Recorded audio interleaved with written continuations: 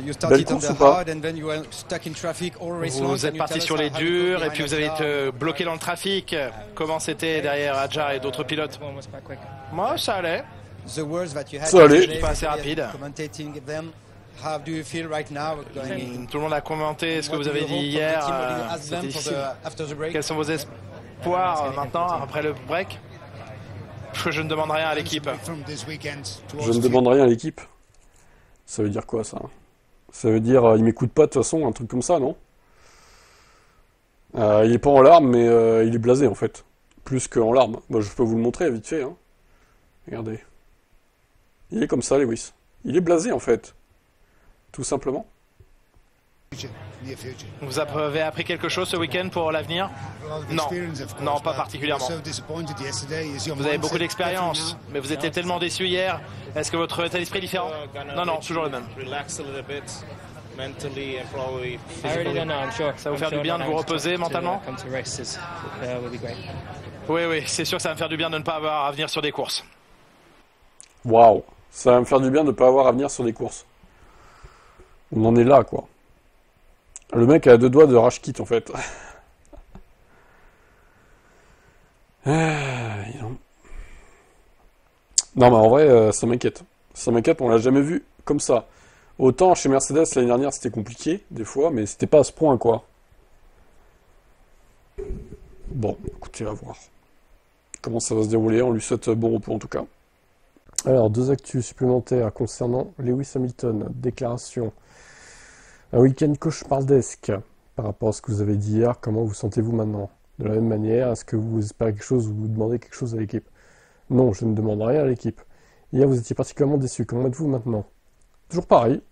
Je ne sais vraiment pas si cette pause me permettra de me détendre, mais je suis sûr que ne pas avoir à parler aux médias ni à participer à des courses sera positif. J'ai les mêmes sentiments qu'hier. Je suis content que ce soit terminé. J'ai hâte de repartir. J'ai jamais vu vraiment, premier degré, un pilote aussi blasé par la F1. C'est grave d'en être à ce point-là. Alors, j'aimerais quand même relativiser parce que Lewis, t'es quand même payé plusieurs dizaines de millions d'euros. Tu fais un métier que beaucoup aimeraient faire. En vrai, il n'a pas le droit d'être dégoûté à ce point-là, quand même. Alors, si c'est le cas, bah, tu prends ta retraite et puis voilà, quoi, en fait. Non, mais au bout d'un moment, c'est bon. Enfin, moi, je veux bien comprendre. Mais peut-être fallait pas s'engager dans cette voie, alors, avec Ferrari. Si c'est pour, au bout d'une demi-saison, dire, bah, j'en ai ras le cul de la F1, je suis démotivé, je veux rentrer chez moi. Je sais pas, mais bon, que quelqu'un le remobilise, son père, je sais pas, faites quelque chose, quoi. C'est proche. Faut qu'il se remette dans le truc, là, hein. Sinon, bah, il n'y a plus qu'à tirer sa révérence, hein, à la fin de l'année, hein. Ça me ferait chier, mais bon, le voir faire ce genre de déclaration, ça me saoule un peu, hein. Une course frustrante, eh bien non, déclarait Lewis Hamilton.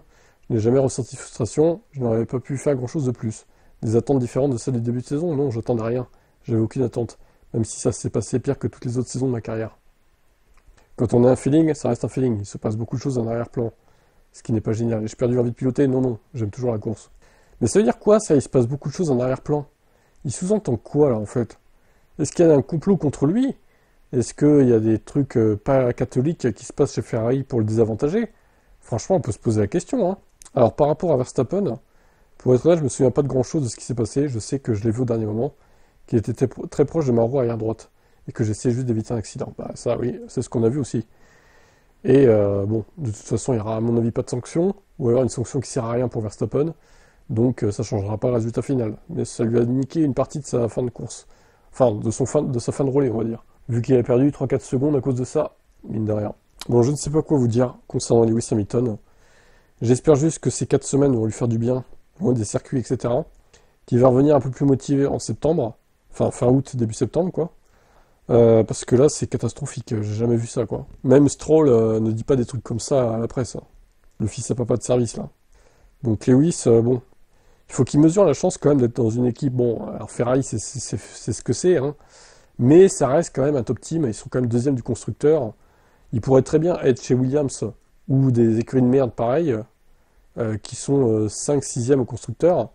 Là, quand même, bon, il peut jouer les points, potentiellement des fois des podiums quand la stratégie est bonne. Il a eu sa petite victoire au sprint chinois, son podium au sprint à Miami. Donc c'est pas si catastrophique. Bon, ça doit l'énerver d'être si loin de Leclerc, mais bon, il fallait s'y attendre aussi, hein. Et Leclerc, c'est pas attendre, hein. Vous avez vu ce qu'il a fait à Vettel en 2020? Il l'a humilié. J'ai regardé l'autre jour. Vettel a marqué 3 fois moins de points en 2020 que Leclerc. 3 fois moins de points. Je sais pas si vous en rendez compte de la différence. Donc, fallait s'y attendre. Hein. Leclerc est un très bon pilote. Il n'est pas sous-estimé. Vous en pensez quoi de ces mots de Lewis? Vasseur revient à nouveau sur Hamilton. Voyons ce qu'il a dit de plus. Comment vais-je motiver Lewis? J'ai pas besoin de le motiver. Ah bon? Il est frustré, mais pas démotivé. Ouais, quand même. Pour moi, il y a les deux. C'est une toute autre histoire. Je comprends parfaitement la situation. Parfois, on commente ce que dit le pilote lorsqu'il est dans la voiture. Ou dès qu'il en sort. Si on mettait le micro devant un athlète en action, en foot, bon, ça, on l'a vu, ok. Hamilton est exigeant, mais je pense que c'est aussi pour cela qu'il est celui du champion du monde. Il est exigeant envers l'équipe, la voiture, les ingénieurs, les mécanos et moi-même. Mais avant tout, il est très exigeant envers lui-même. Ça a toujours été une très bonne motivation pour lui. Et la raison principale de ses performances. C'est sûr que quand on est septième champion du monde et que son équipier est en pôle, alors c'est difficile. Surtout quand vous êtes éliminé en Q2. Je comprends sa frustration. C'est normal, mais il reviendra. On a beaucoup discuté du fait que la course serait difficile. On a fait le pari de partir en pneu dur, mais il s'est retrouvé coincé dans un train de DRS. Cependant, lorsqu'il était seul, le rythme était bon. Je suis sûr qu'il sera de retour dans un mois. Alors, quand même, il y a quand même des doutes qui reviennent. Hein. C'est fou. On en est là, quoi. Le mec, il a un contrat de 2 ans minimum, 2+1, je crois. Il y a quand même un doute sur le fait qu'il soit là en Zandvoort. Ça se trouve, c'est quoi? Il va se déconnecter de tout, il va partir, personne ne va savoir où il est. Pendant 6 mois, on va plus le voir. Non mais imaginez juste. Le mec, personne ne sait où il est. Il va faire le tour du monde en inconnu. Ça serait dingue, mais bon, j'espère qu'il fera pas ça, mais... Je sais pas, il doit y avoir tellement au fond du trou, on peut tout penser, franchement. Jacques Villeneuve commente le chaos de Lewis Hamilton. Alors, Lewis a des expériences complètement différentes en F1 et par le passé, il a toujours travaillé avec les méthodes anglaises et allemandes. Et il réalise maintenant à quel point tout est différent chez Ferrari. C'est surprenant de le voir si démoralisé. Il semble toujours y avoir une certaine confusion chez Ferrari dans les décisions et les communications. Même à la radio, ça ne facilite pas son adaptation. L'année prochaine sera celle du véritable affrontement avec Leclerc. Cette voiture n'a pas été conçue pour Hamilton. Alors qu'avec la nouvelle réglementation, elle sera réinitialisée. Cependant, son arrivée a suscité beaucoup d'attention et d'attente. Il est indéniable que la première période a été décevante. J'espère juste qu'il va prendre le temps de finir la saison et qu'il va aller au bout de son contrat et faire un 2026. Moi, je pense que ça peut être que mieux en 2026 en vrai. Pour lui. Faut qu'il prenne le temps, faut qu'il passe cette période sombre, entre guillemets. Alors, sombre. Encore une fois, on relativise. Oui, il se fait abattre par Leclerc, mais bon, c'est pas comme s'il était chez Williams ou Haas non plus. Je veux dire, il peut marquer des points régulièrement, il peut se qualifier en top 8, top 6, sans trop de mal, normalement. Voilà. Faut quand même, et puis il se paye surtout un beau salaire, même si vous me dites dans les commentaires que c'est pas l'argent le problème, mais bon, ça aide l'argent à accepter certains trucs quand même, je pense. Je pense qu'il préfère finir 6ème, 7ème en touchant 60 millions par an, que finir 15ème, 16ème en touchant 5 millions par an. Voilà. Ça aide à faire passer la pilule, ouais, c'est ça que je veux dire, quoi. Bon, maintenant, faut qu'il soit patient, Lewis, faut qu'il mange son pain noir. Oh, le jeu de mots. Et voilà. Ça va le faire, je pense. Faut être optimiste. Mais c'est aussi à sa famille de le rassurer aussi. Son père, on le voit plus trop, là, à part Silverstone. Je sais pas ce qu'il lui dit en coulisses, là, peut-être qu'il l'aide, mais bon, j'espère en tout cas. Tout le monde a son petit avis sur ce qui se passe avec Hamilton, Ivan Capelli. Bon, ça va être la saga de l'été. Hamilton chaotique chez Ferrari, de toute façon, voilà. Malheureusement, en 4 semaines, on va pas avoir grand-chose d'autre à dire, je pense. Hors piste, c'est le Hamilton habituel, c'est plus le champion du monde que nous connaissons, mais une fois dans la voiture, il ne trouve pas la solution à ses problèmes de pilotage. Je l'ai vu perdre le sourire, sa force, tenir l'équipe par la main. Dans les moments difficiles, il n'en peut plus. Il se rend compte maintenant, surtout avec un coéquipier aussi rapide à ses côtés. À ce stade, le seul joker Hamilton peut encore jouer est 2026, une voiture totalement nouvelle avec de nouvelles règles, et où tout le monde part de zéro, armes égales. Ouais, c'est son salut à Lewis Hamilton. S'il se fait encore poutrer en 2026, c'est qu'il est fini, et qu'il n'a plus le niveau d'avant. Ça sera officiel, je serai le premier à reconnaître. Là, bon, on sait toujours qu'il a eu du mal avec la réglementation à effet de sol. Ça convient pas à son style de pilotage. Maintenant, voilà, ça sera plus le cas l'année prochaine. J'espère que ça ira mieux. Et j'espère que... Non mais il se cache vraiment les yeux avec ce gants, hein. Je viens de capter, mais incroyable. Ouais, ça va peut-être un peu loin quand même, j'avoue. Allez, après Villeneuve, après Capelli, c'est maintenant Jean Alesi qui donne son avis sur Lewis Hamilton. Dans un court article publié dans le Corriere della Sera, L'ancien pilote français analyse la période difficile que traverse Ferrari et Lewis Hamilton en particulier. Je pense que l'attitude d'Hamilton démoralise son entourage. Senna ou Schumacher n'aura jamais tenu de tels propos. Senna, on peut pas trop savoir, il est jamais allé chez Ferrari, mais Schumacher, oui, du coup, il a jamais fait ce genre de truc, même quand ça allait pas bien en 96 par exemple. On aurait dit une comédie italienne, c'est devenu un film d'horreur. Russell en a révélé la raison après observer la voiture de Leclerc en piste. Une Ferrari performante le samedi qui ne performe pas le dimanche. C'est ce qui exaspère le plus les fans du cheval cabaret. Mais surtout pour des trucs de fond plat et tout, qui risquent de se faire des culs comme en Chine. Je trouve que c'est quand même chaud de ne pas avoir réglé le problème depuis la Chine. D'avoir toujours les mêmes menaces au-dessus de l'équipe au-dessus de leur tête, aux pilotes. Se faire des culs s'ils vont trop à la limite, c'est n'importe quoi, quoi. Bon, en tout cas, il a pas l'air d'aimer trop l'attitude d'Hamilton en ce moment, Jean Alesi. Après, lui est fan historique de Ferrari, ça peut se comprendre de son point de vue. Allez, après Villeneuve, après Capelli, après Alesi, c'est maintenant Wolff qui donne son avis. Je suis nul, Ferrari devrait changer de pilote, devait déclarer Lewis. Il a tenu des propos durs, c'est vrai, mais Hamilton a toujours fait preuve de transparence en se remettant en question en reconnaissant ses performances insatisfaisantes. Lewis parle avec le cœur sur la main. Ouais, mais est-ce qu'il parle pas un peu trop avec le cœur sur la main? Là, c'est un peu exacerbé. Hein. On l'a jamais vu comme ça. Hein. Hamilton doit simplement se rappeler qu'il est le GOAT, le plus grand de tous les temps, et personne ne lui enlèvera jamais. Même si un week-end, une course ou même une saison entière ne se déroule pas comme prévu, Lewis ne doit pas oublier qu'il est le GOAT. Conclut Toto Wolff. Alors, en termes de stats, oui. Quoi que vous en disiez, les fans de Verstappen ou les anti-Hamilton, Hamilton a les meilleurs stats de la Formule 1. Hormis sur les titres où c'est égalité avec Schumacher, mais bon, on sait tous que voilà, en 2021, il aurait dû l'avoir, ce 8ème titre. En termes de stats purs, c'est le meilleur. Maintenant, voilà, certains diront que c'est parce qu'il a une fusée toute sa carrière, ce qui est faux, hein, désolé. Certes, il a une fusée une bonne partie de sa carrière, mais pas toute sa carrière non plus. Et je vous rappelle que Schumacher aussi a eu des fusées dans sa vie, donc bon. De toute façon, encore une fois, tu ne peux rien faire si tu n'as pas des fusées dans les mains. Regardez Max, hein, les Pro Max qui nous disaient il peut gagner avec une Haas. Bah la Haas, il avait l'équivalent de la Haas en Hongrie là. Il a fait P9. Voilà, c'est tout. Rien de plus à dire en fait. Le résultat est là. Donc, même un Verstappen qui roule dans un tracteur, il ne gagnera jamais le titre. Voilà, c'est tout. Il faut vous le mettre dans le crâne. Hein. Ça, c'est comme ça, c'est la Formule 1. C'est très injuste là, enfin, je suis d'accord. Mais c'est comme ça, c'est le sport qui veut ça. Sinon, il faut aller dans des courses monotypes. Tu crées le GP1, voiture surpuissante, 800 chevaux V8 pur thermique, voiture égale, aéro similaire, moteur similaire. Voilà, bah là, franchement, oui, pourquoi pas après. Hein. Tu fais un GP1 en parallèle de la F1 avec 10 courses par an. J'aimerais bien voir, par curiosité, ce que ça pourrait donner en vrai. Mais ça ne se fera jamais parce qu'il y a trop de sous en jeu avec la F1 qui contrôle tout en fait. Mais en vrai, oui, j'aimerais bien voir moi aussi ce que ça pourrait donner. Je serais curieux de voir, franchement. Un petit championnat de 10 courses par an, tous les pilotes de F1 sont invités, et même pourquoi pas d'autres aussi. Tu mets 24-26 voitures, et à rouler jeunesse. Oh putain, ça serait excitant quand même, j'avoue.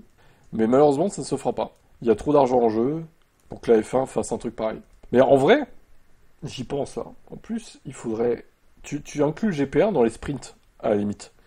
Dans le championnat de F1 par les sprints. Comme ça impacte pas trop le championnat normal de F1. Et les sprints, ça serait des voitures égales en fait.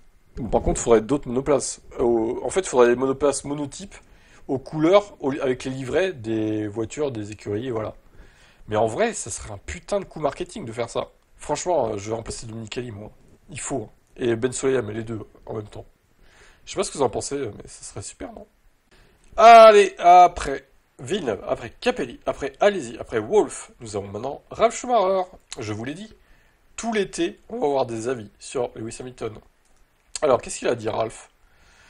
Il n'arrive vraiment pas à maîtriser la voiture, il ne sait pas vraiment comment la piloter, il ne peut évidemment pas changer complètement son pilotage. C'est exactement ce que j'ai dit en début d'année. Si les choses continuent comme ça, il arrivera un moment où Ferrari devra de choisir un seul pilote et ne pourra plus construire une voiture pour les deux. Et là, la situation deviendra difficile. Alors non, s'il vous plaît, Ferrari, faites pas comme Red Bull, bordel. Non, il commence à douter de lui-même. C'est une tendance, ça arrive très très vite personnellement, j'ai vu que la même chose, c'était en DTM où j'ai dit, bon, ça ne sert plus à rien, j'ai rendu la voiture un an plus tôt. Je lui ai fait confiance pour y arriver, mais pour y arriver parce que c'est une déception amère, il ne sait plus quoi faire. Il ne devrait pas partir immédiatement, bien sûr, mais quelque chose comme ça peut toujours arriver. Non, encore une fois, faut pas qu'il parte dès maintenant, putain, ça serait un gâchis, j'aimerais au moins le voir en 2026 avec la nouvelle réglementation, quoi. Au bout d'un moment, faut qu'il teste, faut qu'il aille jusqu'au bout, quoi. Il va faire quoi de sa vie, en vrai, s'il est plus en F1, parce qu'au final, il a pas...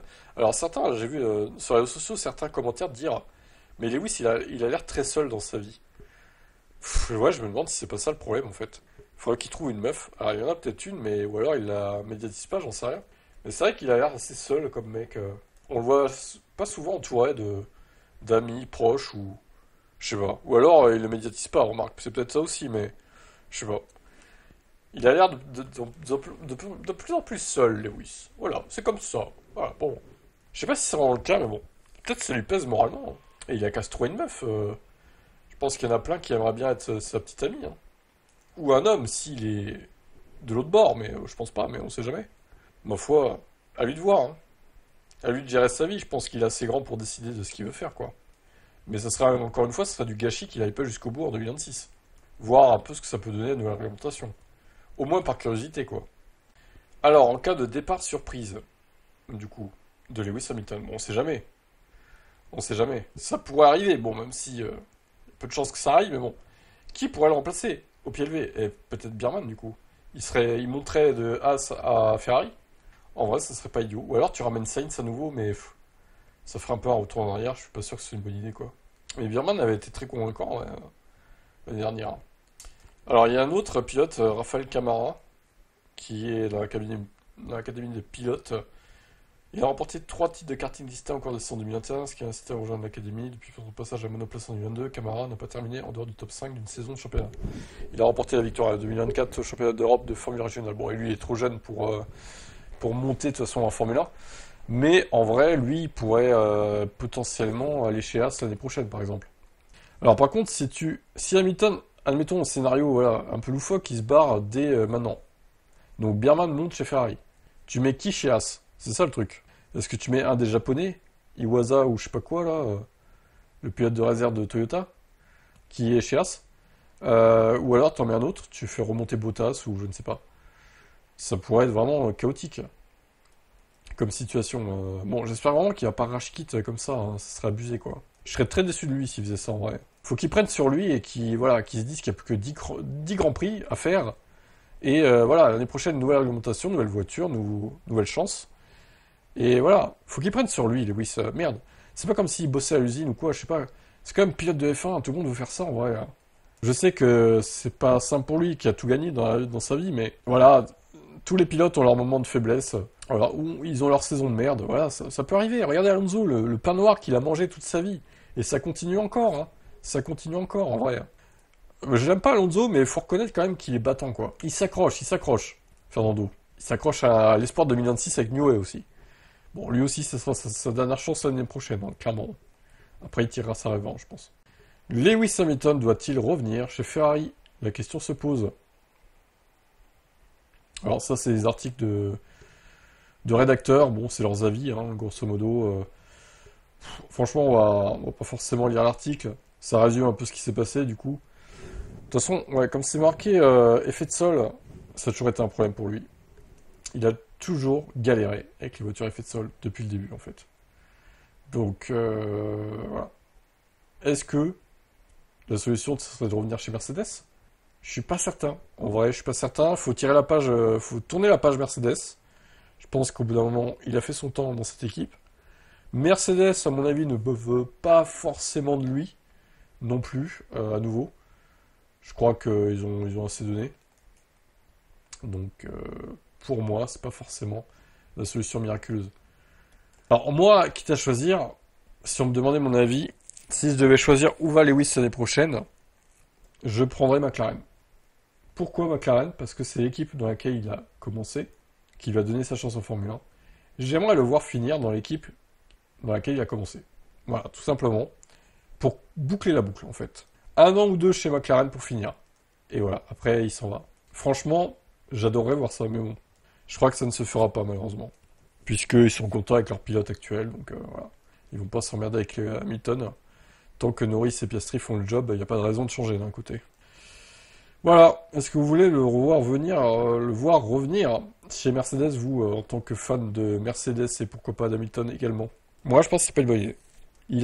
Chez Mercedes, je pense qu'il a fait le tour, en fait, voilà, tout simplement. Il n'y a plus rien à en tirer. de cette association.